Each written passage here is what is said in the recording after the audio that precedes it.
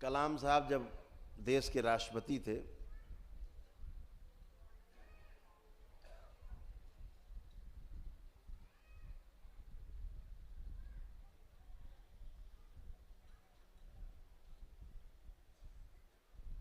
तो श्री ए नागराज जी को उनसे मिलने का समय तय हुआ।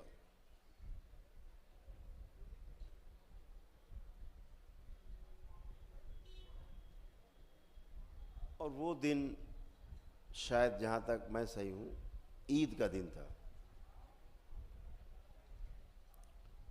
शायद 6 अगस्त नहीं 14 तारीख थी, अगस्त का महीना था और 2006। आप यूट्यूब पर डालेंगे तो मिल जाएगा।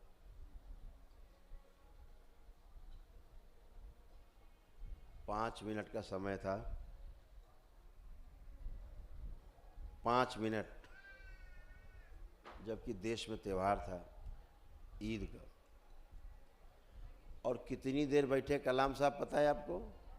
5 मिनट का समय दे करके राष्ट्रपति महोदय कितनी देर बैठे उनके साथ पता है आपको?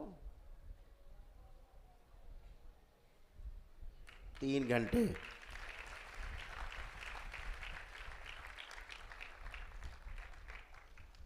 कलाम साहब ने शरीर छोड़ने तक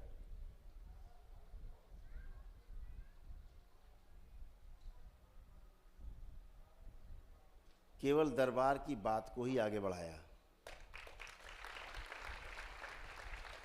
उसका दरबार का जो लक्ष्य था, दरबार के जो विचार थे, आइडियोलॉजी थी, उसको कलाम साहब ने बच्चों तक पहुंचाने का काम किया। किस रूप में? शिक्षा के रूप में। आपको जान के हैरानी होगी कि इस देश के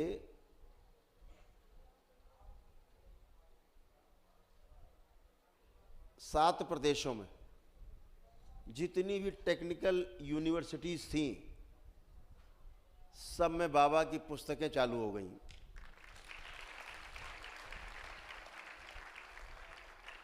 एक कोर्स बनाया गया,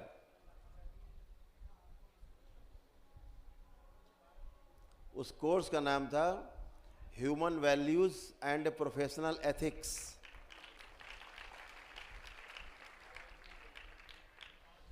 IITian बच्चे पढ़ते थे, इंजीनियर बच्चे पढ़ते थे, टेक्निकल यूनिवर्सिटी बच्चे पढ़ते थे। उसकी परीक्षा दिए बगैर डिग्री नहीं मिलती।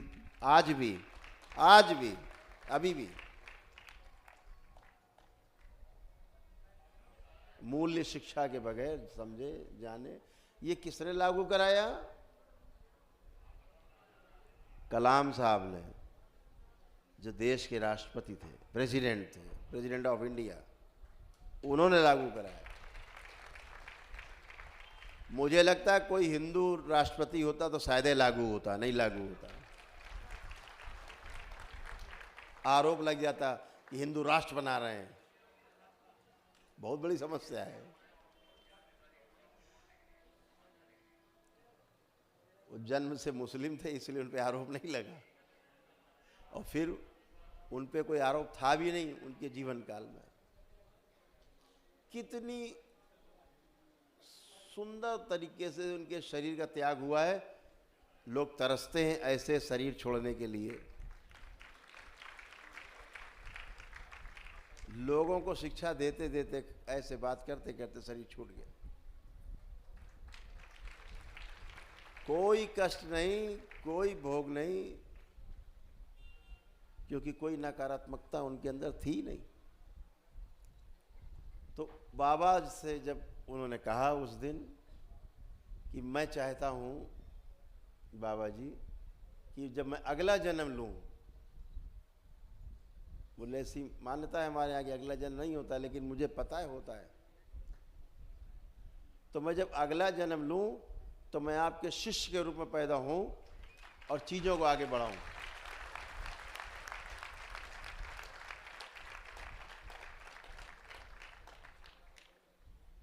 तो बाबा ने कहा कर दिया बच्चों वाली बात,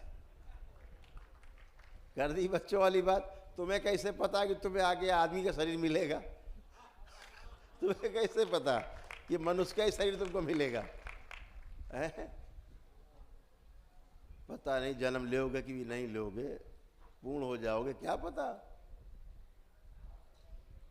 अरे हम इसी जन्म में काम करते हैं, मिल करके मित्र की तरह करते हैं, दोस्त की तरह करते हैं। शिष्य बनने की क्या आवश्यकता है? मित्र की तरह मिलकर काम करते हैं, सेवा के लिए निकलते हैं, मानव सेवा के लिए। और ये जो हमने जाना इसको फैलाया जाए।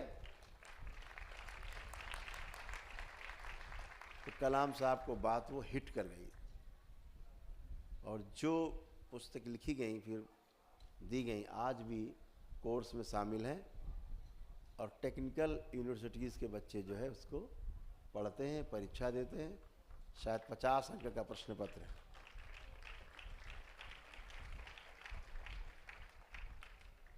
तो विचार से आप किसी को भी, अच्छे विचार आपके हैं और अंदर वाले की भी गंदगी अंदर नहीं है, तो आपके विचार को अच्छी तरह वो समझ सकता है। और कितना भी विरोधी हो, कोई भी हो, सबको समझा भी सकता है। तो वो काम किया गया। तो हम सब मिलकर के इसी जन्म में अच्छा काम करने की ठाने, और इसी जन्म में पूर्ण होने के लिए सारे जितने भी विधियां उनका अप्लाई कर डालें बुद्ध की तरह।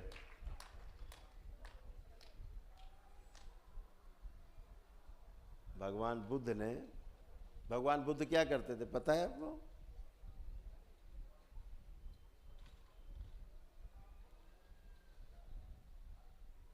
वो अपने शिष्य को पिछले 6 जन्म दिखाते थे।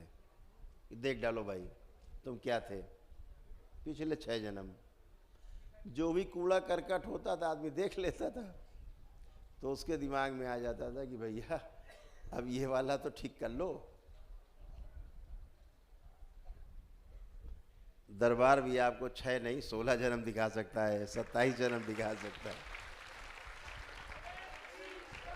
और दिखाता ही है, दिखाता ही नहीं है। पिछले 27 जन्मों तक की आपकी गंदगी को निकाल के, धो के, छांट के, पीट के निकाल बाहर करता है आपसे। तब आप इतने सुंदर सुंदर बैठे हो।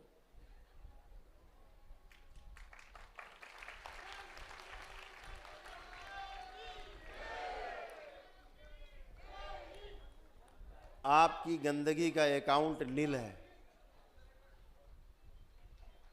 गंदगी का अकाउंट एकदम नील। अब आपकी जिम्मेदारी है कि इसमें अच्छी अच्छी चीज़ें डालो इस अकाउंट में। अच्छा देखो, अच्छा सुनो, अच्छा करो, अच्छा बोलो, अच्छा हो जाएगा, बन गया।